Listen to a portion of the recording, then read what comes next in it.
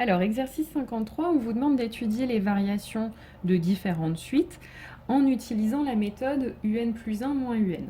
Donc, pour la première suite, donc on y va, on calcule UN plus 1 moins UN. Donc, pour calculer UN plus 1, je prends l'expression qui m'est donnée de UN et je remplace tous les n par des n plus 1. Donc, 2n au carré devient 2n plus 1 au carré. Alors, attention, entre parenthèses, le n plus 1 moins n plus 1, toujours entre parenthèses, plus 1.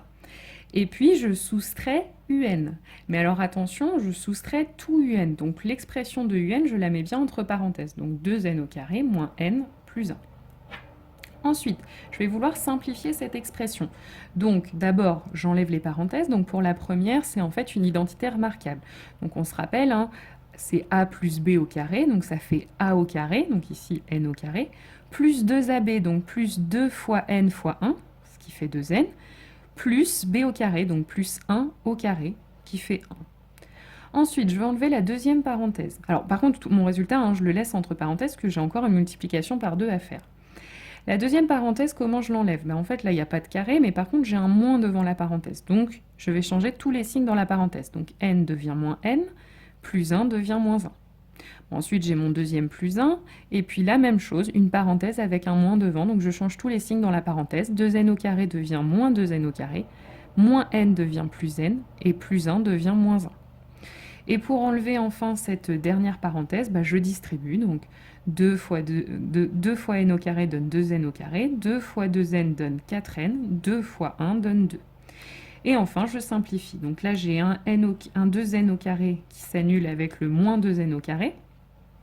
J'ai un moins 1 qui s'annule avec le plus 1. Et j'ai un moins n qui s'annule avec un plus n. Et finalement, il va me rester 4n. Et puis là, j'ai 2 moins 1 qui fait 1, donc plus 1. Et donc, ma soustraction, un plus 1 moins un, donne 4n plus 1. Alors, du coup, je sais que n, c'est encore une fois un entier naturel, donc positif, que je multiplie par 4, c'est toujours positif. Et en plus, j'ajoute 1. Donc là, ça devient même strictement positif. Il n'y a aucune valeur de n pour laquelle ça peut donner 0. Donc, en tout cas, ce qu'on peut dire maintenant, c'est que un est strictement croissante. Maintenant, deuxième exemple. Donc, j'ai un qui est égal à 1 sur 2 à la puissance n plus 1. Donc, un plus 1 va être égal à 1 sur 2 à la puissance n plus 1 plus 1. Et un, lui, par contre, 1 sur 2 à la puissance n plus 1. Donc, en fait, si je simplifie cette puissance, ça fait en fait 2 à la puissance n plus 2. Alors, maintenant, je vais vouloir étudier le signe de cette soustraction. Donc, l'idée, c'est d'essayer de tout rassembler sous une seule fraction. Pour déterminer le signe, hein, il faut essayer au maximum de factoriser ou de tout rassembler sous la forme d'une fraction. On avait vu à un moment des dérivés que c'était le plus simple. Donc là, il faut, pour que je puisse faire la soustraction des deux fractions, que je les mette au même dénominateur. Comment est-ce que je vais mettre au même dénominateur? Là, c'est un peu ce que j'ai expliqué tout à l'heure. Comment est-ce... Enfin, que j'ai expliqué dans le cours. Quand j'ai un 2 à la puissance n plus 2, comment je l'ai obtenu? En fait, c'est en multipliant 2n plus 1 par 2. Si je multiplie 2n plus 1 par 2, en fait, j'augmente la puissance de 1. Donc, j'obtiens 2n plus 2. Et évidemment, si je multiplie par 2 au dénominateur, je dois le faire au numérateur aussi. Donc, finalement, ça va me donner 2 sur 2 à la puissance n plus 2. Donc, une fois que j'ai le même dénominateur, je peux rassembler. Donc, mon dénominateur commun, 2n plus 2, et donc je vais avoir 1 moins 2 au numérateur. Donc, 1 moins 2, ça nous fait moins 1 sur 2 à la puissance n plus 2. Ça, ce sera négatif, puisque mon numérateur est négatif, et 2 à n'importe quelle puissance, ce sera positif.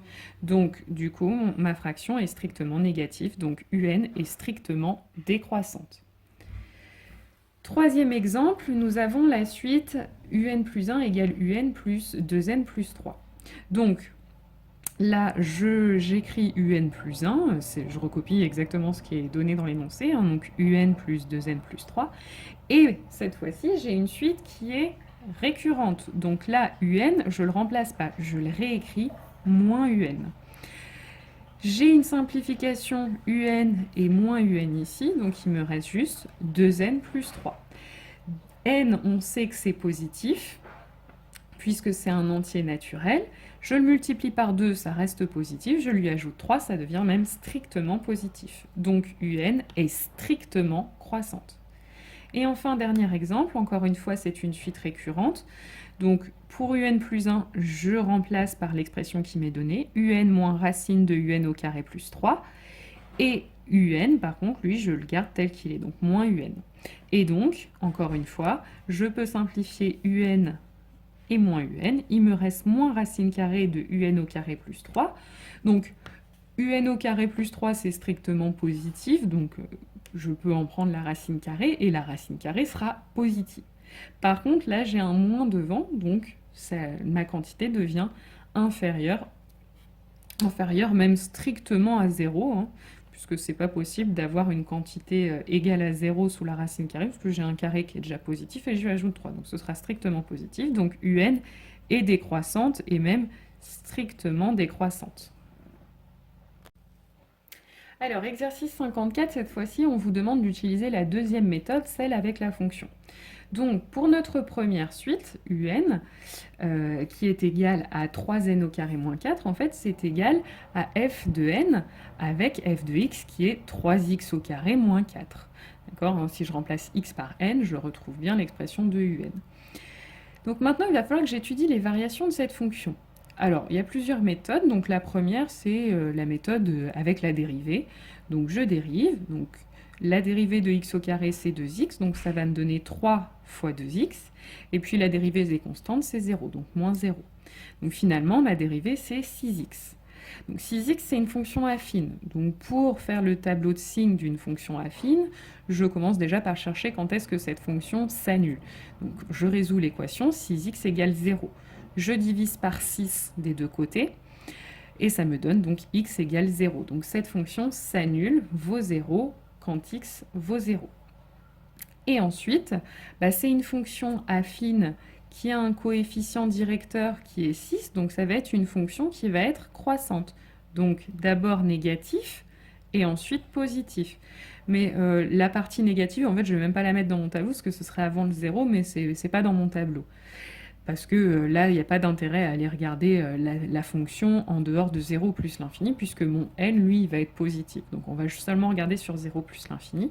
Et donc, sur 0 plus l'infini, ma fonction affine sera positive. Et donc, du coup, j'en déduis, si f' est positif, que f est croissante, et donc notre fonction un est strictement croissante.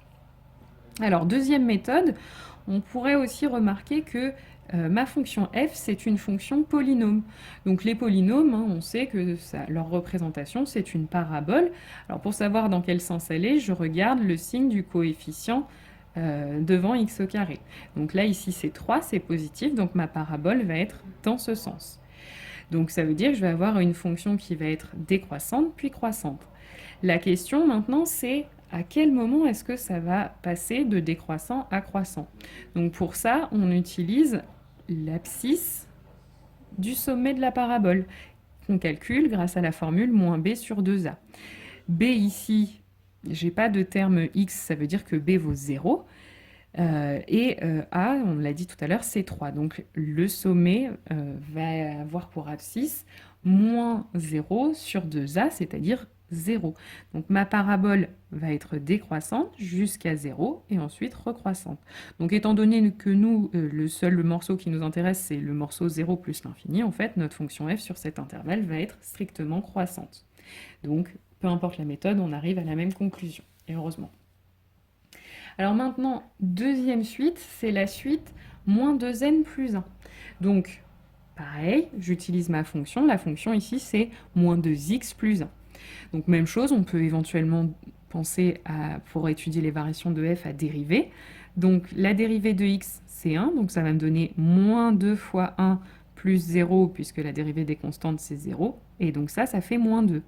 Moins 2, c'est bien toujours négatif. C'est une constante, c'est toujours négatif. Donc sur l'intervalle 0 plus l'infini, ce sera négatif. Et donc, ma fonction f sera décroissante. Et ce sera donc la même chose pour notre suite. Alors, deuxième méthode, on pouvait remarquer que f est une fonction affine.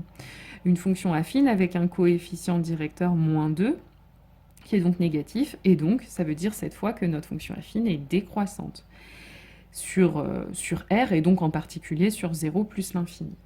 Donc UN est strictement décroissante.